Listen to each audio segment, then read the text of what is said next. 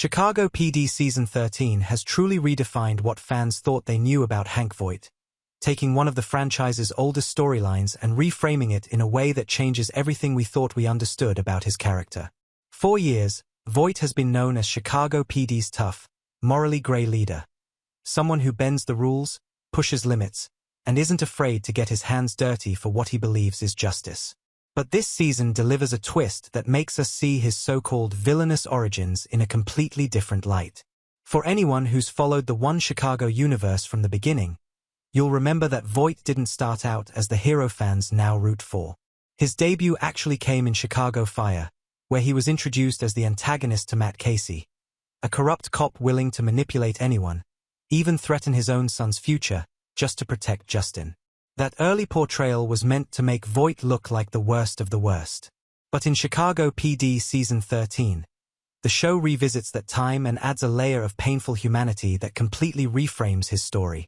In Episode 4, titled Root Cause, Voight gets an unsettling surprise: a photo left on his car windshield. It's of a young boy, badly bruised and sitting in a hospital bed. At first, it looks like another case for the intelligence unit to solve, maybe even a warning or a taunt. But throughout the episode, it becomes clear that the photo hits Voight on a personal level. Eva Imoni starts to notice his distracted behavior and confronts him about it. But he stays quiet, clearly shaken. Even Trudy ends up getting involved when Voight asks her to find out who left it there. As the team works on an entirely separate case, one involving a man whose downward spiral may have been caused by his father's actions, the mystery around the photo intensifies. And then, by the end of the episode, the truth drops like a bombshell. That little boy in the photo? It's Hank Voight himself.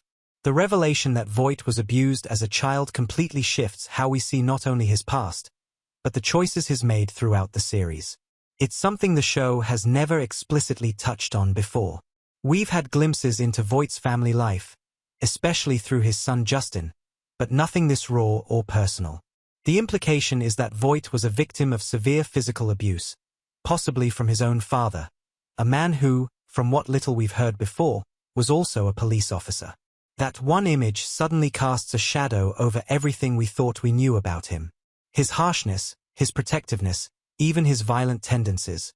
All of it takes on a different meaning when you realize it might stem from trauma and a lifelong fear of losing control. And if you think about it, that revelation connects perfectly to why Voight went to such extreme lengths for Justin back in Chicago Fire Season 1. He wasn't just being a corrupt father covering up a crime. He was a broken man trying to protect his son in the only way he knew how, because deep down, he couldn't bear to see history repeat itself. His entire moral compass, that fine line between justice and vengeance, may have been shaped by those years of childhood abuse. Even after Justin's death, Voight's actions have always felt like they came from a place of deep pain. And now, knowing what he endured, the audience can finally understand that every questionable decision he's made comes from a personal code that was forged in survival. He's not the villain we met all those years ago. He's a deeply flawed man whose darkness is rooted in something far more tragic. This kind of storytelling is exactly why Chicago PD continues to evolve while staying connected to its roots. By peeling back Voight's layers, the show doesn't excuse his past behavior, but it does humanize him in a way that's both heartbreaking and powerful. But what do you think? Does this twist change how you see Voight's past actions, especially from Chicago Fire? Or do you think his methods are still too extreme, no matter the reason? Let me know your thoughts in the comments. And if you're as intrigued by this new direction for Voight as I am, make sure to like this video and share it with other One Chicago fans.